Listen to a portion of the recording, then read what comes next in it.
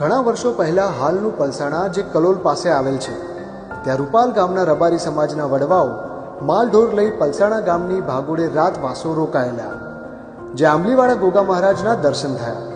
વડવાઓ જ્યારે રૂપાલ પરત આવ્યા ત્યારે રૂપાલ લીમડાની ઝાડની નીચે ગોગા મહારાજની સ્થાપના કરી, જે આજે લેમડાવાળા ગોગા મહારાજ તરીકે ઓળખાય છે.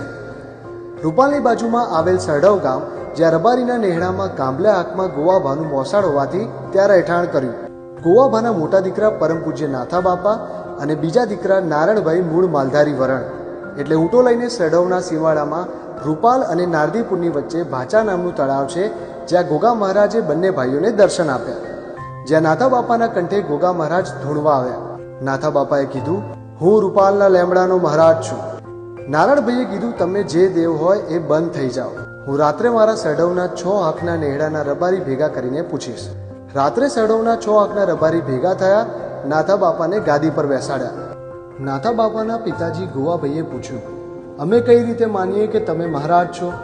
નાથા બાપાએ કીધું, તમારે 2 દીકરા છે અને બરાબર 12 મહિને ત્રીજો દીકરો આપીશ, એનું નામ નાગજી પાડજો. એ મારું પ્રમાણ છે. જય હો નાથા લુણીના ગોગા મહારાજ.